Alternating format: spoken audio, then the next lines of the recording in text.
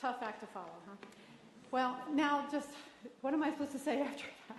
But Jeff is inspiring, and what he does is inspiring, and I think that the idea of having guts in an HR position where you're in charge of labor is really important. Now, about the HR network, our goal is to give back to our 5 o'clock club clients who really do make these events possible, and to provide the HR community with the best information available.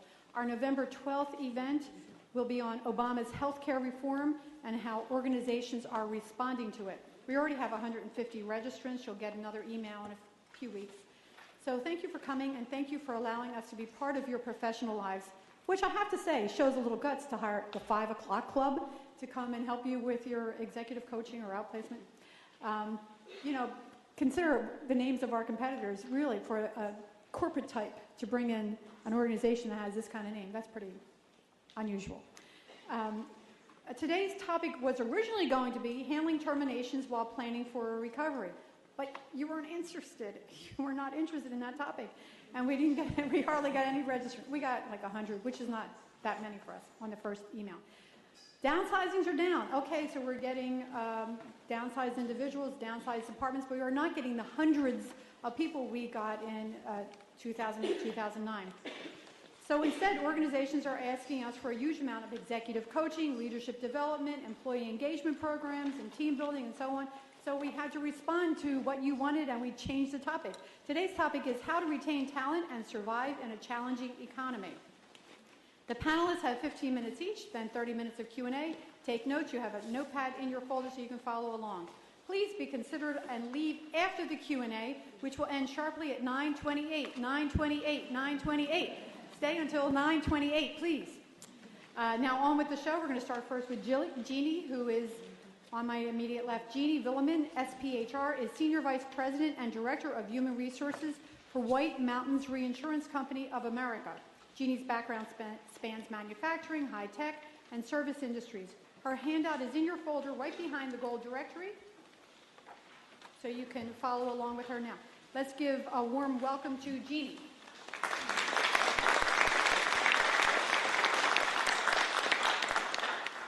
Thank you, Kate. Thank you for that warm welcome, and thank you all for having me here today.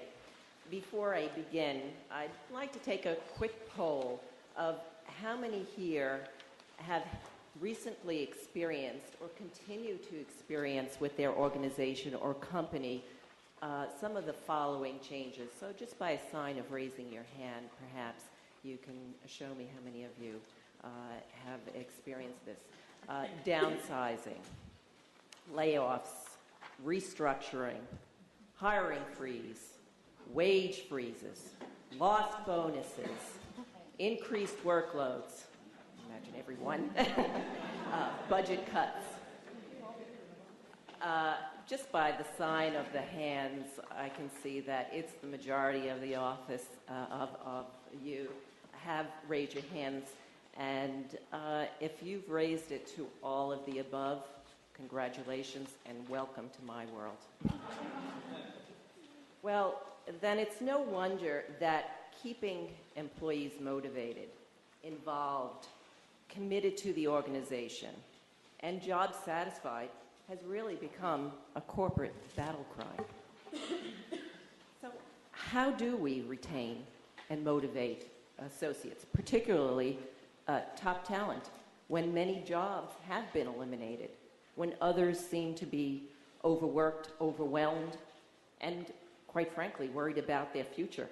And when the company's reputation, particularly, has suffered, particularly because the company's reputation, its greatest assets is its employees, its people. Exactly. Well, at many organizations, and certainly those that I've worked with, it begins with an organization's leaders. Employee retention and engagement is really not about employees in many ways. It's about effective leadership. When employees leave, they don't leave an organization. They leave their managers, their leaders. Leaders should be visible. They should be accessible and involved during and after layoffs, downsizing, right-sizing, reducing costs, whatever the change. Ongoing communication is key. The survivors, those who are left after the layoffs, or even those who feel that they are in survivor mode by being asked to continue to take on more and more with seemingly little financial reward. They all need to interact with their manager, their supervisors, the leadership of the organization on a frequent, if not daily basis. In a downsizing, communicating the facts as honestly and compassionately as possible will help restore some of the trust that may have been lost. And leaders, if they listen and use each opportunity for conversation to emphasize the reasons for the organization, the reductions, the change, and more importantly, the more positive plans for the future visions of and goals of the company, it will allow for everyone to move on and create a more effective workplace. And I would add that based on some lessons learned from the past, train your managers and staff on how to deal with change. We found that having managers and staff attend workshops on how to deal with change, they were invaluable. Part of the workplace recovery is the acknowledgement of the realities and the difficulties of recovery. And they can be realized by providing support workshops and using, if you have an EAP, using your EAP program to help transition people in letting go of the old. At our organization, we found that we needed to do a better job in anticipating employee reactions, and in particular, their needs. To that end, I'd like to share with you some of the successes and issues encountered along the way. Most of the success stories have been through providing outlets for frequent and ongoing communication about the company, about its future, and about the associates' future, and getting employee feedback. Some are simple yet effective and low-cost initiatives from, for example, routine breakfast with a leader, small group associate sessions, or fireside chats with high potential and high performers, to the more formal quarterly company town hall meetings. The focus in all, though, is to let employees' voices be heard. Other examples that I forgot to mention here: establish virtual suggestion boxes, create associate to CEO communication channels, and publish the responses so people know that they are being listened to and they're being taken seriously. Treat employees as engaged partners. Work together to help address the situation. And along the way, I might add, take the pulse of the workforce. Find out what your employees want. Review your employee value proposition. Review again why they come and why they stay. Things may have changed, and you may find that you will need to reassess the value proposition for employees. The simple fact is that the more you are able to give employees what they want, the more you can expect what you as an employer want. How many here have heard of the reward and recognition guru, Bob Nelson? Anyone? Okay, a few of you. In the handout I provided, I gave you a list of Bob Nelson's hierarchy of wants. The point here is that all employees have basic needs and wants, and we should know what they are and try to address them as best as possible. Monitor your employees' concerns. Monitor your employees' questions and feedback. And then ask them to participate in employee attitude surveys, workforce climate surveys, focus groups, performance appraisals, exit interviews, and other informal conversations. There are many opportunities to gain the employee feedback. When you see patterns and consistencies in the questions being asked, push out information and give frequent updates. As one small example, we had employees questioning the value of their benefits and rewards, their increased contributions, particularly in light of these difficult financial times. And there was much confusion as to how the Protection and Affordable Care Act would impact them. So we took this as an opportunity to develop and roll out an interactive online total rewards statement. Our objective was to encourage employees to think about their total rewards deal, the whole package, and to reinforce the value of their benefits and rewards, both cash and non-cash rewards. And we believe it really did hit the mark with the employees. That has been our feedback.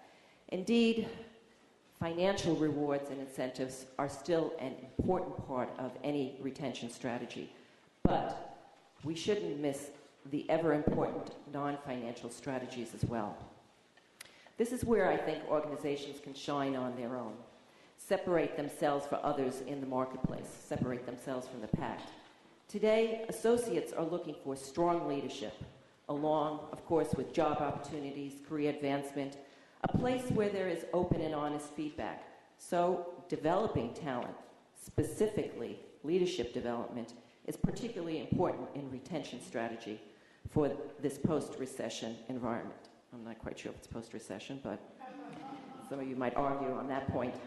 Well, some organizations might look towards cutting leadership development during the recession and in times of tough financial constraints. Others are doing just the opposite. Recently, Deloitte, a major consulting firm, did a survey on talent management and the economic downturn. And that study showed that leading companies attributed some of their successes to doing just that, the opposite, meaning spending more time and effort in the leadership development. And they are better positioned for the rebound by keeping their leadership development programs going during the recession. And we've taken that approach as well. With budget cuts and high controls on expenses, we all know that we can't continue to rely on financial reward as a way of employee recognition. And many of us have begun to focus on non-cash awards, such as training and development skills development as well, which I might add is not necessarily the same as training. Skills development, I believe, is more about the experience in the workforce. It's about involving, for example, your high potentials and your high performers in more global or company-wide projects and initiatives. Sending them to leadership conferences and giving them the opportunity for greater visibility might be one strategy. It's also important to note that we should take steps to ensure that people have the training and skills necessary to do their new jobs. That is, their jobs that often change as a result of whether it's downsizing, reorganization, what have you. The more employees feel that they have control over their job and their performance, the more they will feel secure, less stressed, less overwhelmed, and ultimately, and hopefully, more engaged. Another area of focus realized was the need to provide more workforce flexibility. Paid time off, for example, has become part of our retention and engagement strategy, allowing employees to, for example, move back and forth between full-time and part-time status to help achieve work-life balance for whether it be new moms, the sandwich generation dealing with elder care issues, or older workers getting ready for retirement. Whatever the case, it's about leveraging the workers towards a win-win for both work-life balance for the employee and meeting your overall staffing strategy for you as an employer. HR Magazine also did a recent survey in 2009 which showed that employee engagement was 55% higher for a group of hourly workers with flexibility options than those with these options, and turnover was about half. Creating flexibility, therefore, is an option that does help recruit, retain, and engage valuable employees. Another area that we needed to concentrate on was the overworked and underappreciated category, as I call it. I've often been questioned, how can I ask employees to do more with less, and we can't continue to go on like this. Granted, it's not easy. There's no easy button that you can push. There's no simple answer. But this may be an opportunity to look at your business processes and streamline or eliminate them. Following a large downsizing, we established bi-weekly meetings with managers and employees to look at all our core business processes and begin to map out key work, key controls, and get rid of non-essential, non-value-added steps or time wasters. We eliminated unproductive meetings, redundant steps or reports that no one ever bothered to read or even used. The key is to find ways to reduce steps or eliminate processes that are no longer core to the business. And I will add, involve your employees in this process. Ensure that they are involved in making decisions. It helps for greater understanding, greater thinking, and engagement. People need to feel part of something bigger than just their job. Involving them in these changes and processes helps them to focus on progress and the future. It also creates trust in a culture where people are more inclined to take ownership of their problems. And really, all of what I've been talking about is managing change and uncertainty. But bear in mind that it's also important to try and keep some things the same.